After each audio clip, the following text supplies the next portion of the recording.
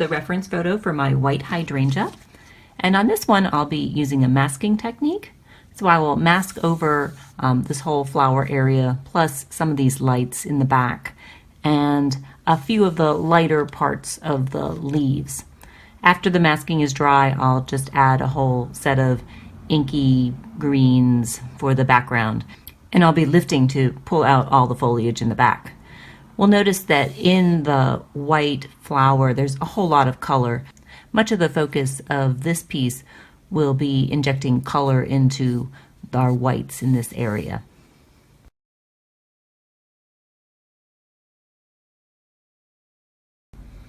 This is the drawing for the hydrangea, and before masking, I'm going to just lighten some of these pencil marks.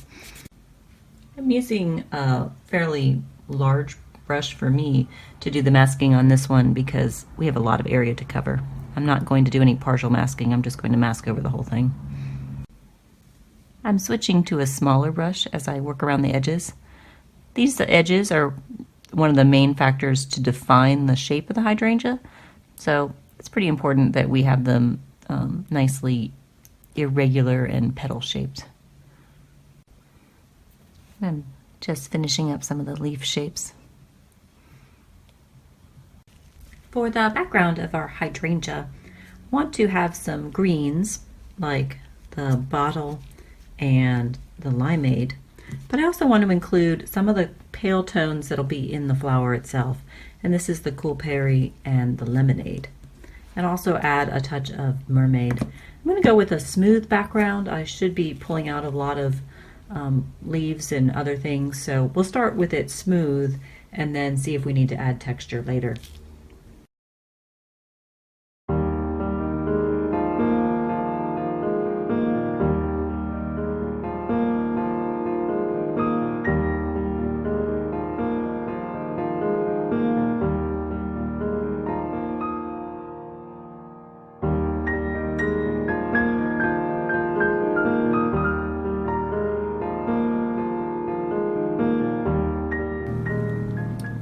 And I will dry this one vertically.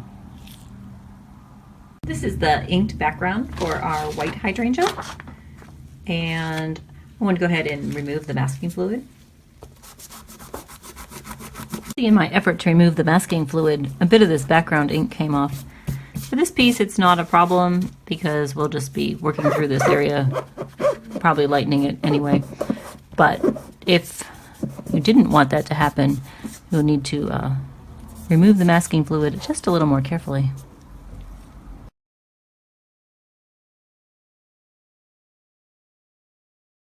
So the key to painting a white object is to recognize that it's not entirely white and to look for the other colors that are in there and to add them in at a shade that is dark enough to give the appearance of white in some of the whiter areas, but not so dark that it doesn't look like a white object.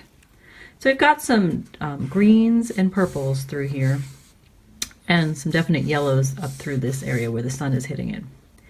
So I'm going to start adding some of these tones. The other thing that gives a real clue and helpfulness is to watch the edges. So at this point it would also be wise to just really clean up some of these edges so that we can see that we have these little tiny blossoms in here. Now you'll note this all looked so simple pointing out the reference photo, but when I go to the ink picture, it just looks like kind of a big blob. So it'll be a little bit of work. This is the pointy swab and some alcohol.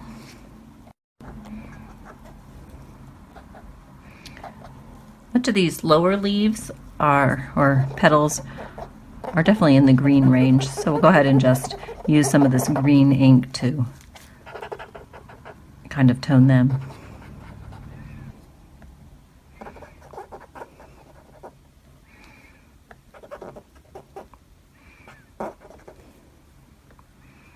This is the cool berry.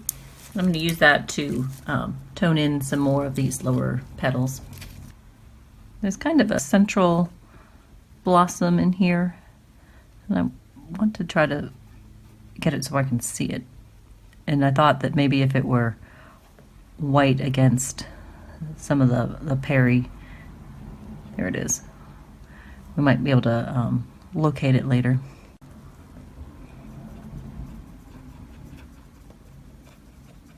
This is the lemonade, and I'm going to do the same for the shadowy areas up in the sunlit part of the flower.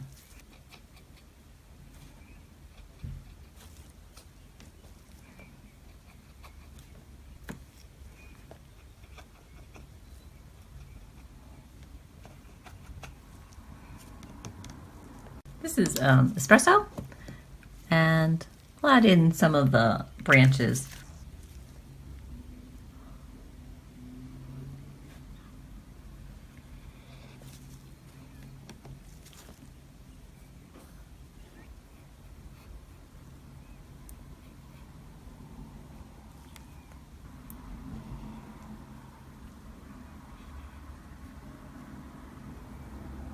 I'm going to use the brush and alcohol and just lift out some leaves. I'll add in some other color afterwards, but we'll just get some leaf shapes going.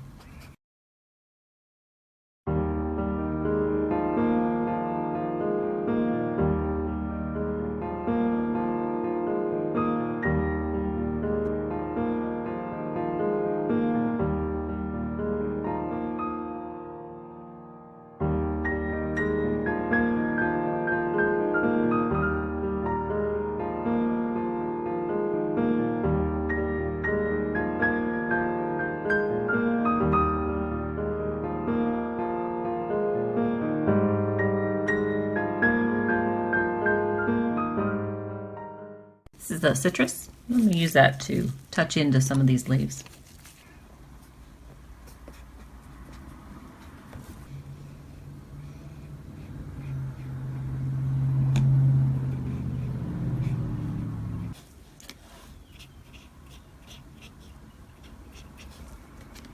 I'll do the same with the bottle.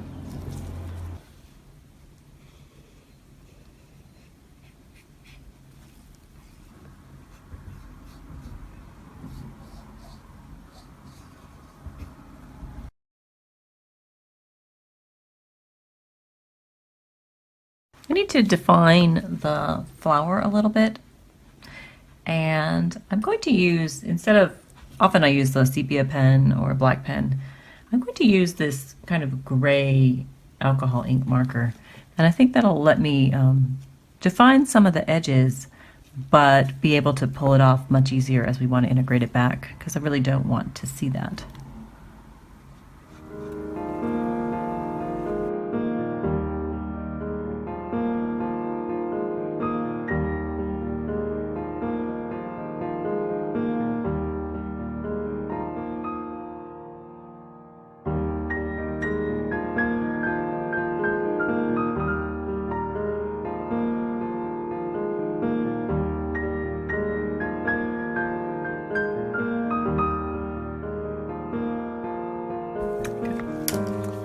And now I'm going to try to, now that we've put in this dark marker to define our edges, I'm going to try to slowly use the alcohol and just soften those edges so that hopefully they become imperceptible.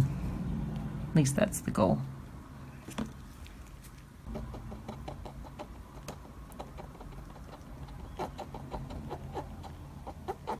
I'm continuing all the way around the flower.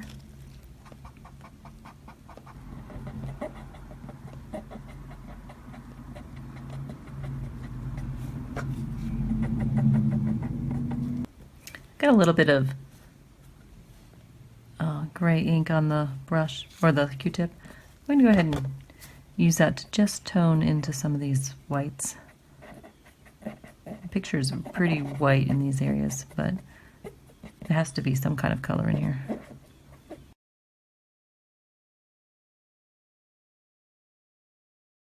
I'd like to splatter a little bit of the brass on this in the backgrounds, and I really don't want to mess with the flower.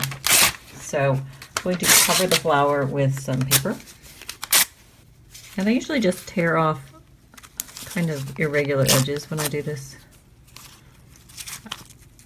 I really don't want to see anything harsh. So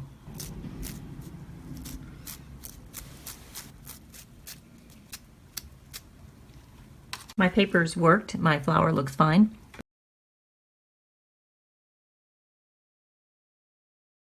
I'm going to take the pointy Q-tip and work on the leaves a little bit. I like them loose, but maybe not quite that loose.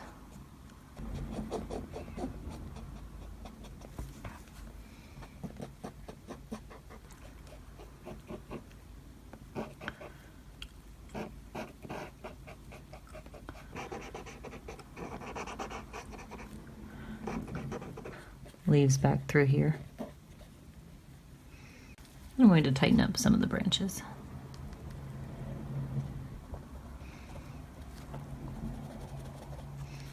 I'll do a little bit more darkening in the flower, not a lot.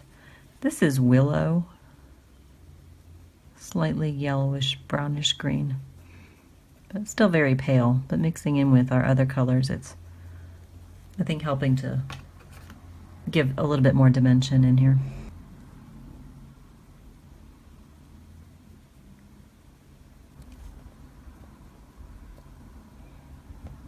Pointy swab with alcohol, and I'm just going to break up a little bit of this.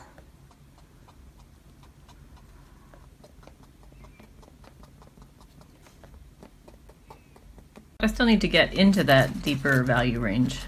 So this is some eggplant. It's dried from the palette, and I've put it on my Q-tip. I'll pop it on since it seems to be here, and then take it back off. This is the alcohol and Q-tip. Just blending in some of the eggplant. I think I'll use just the white pen on just a couple places. A couple places might end up being the whole thing, but just to accentuate some of these little white edges.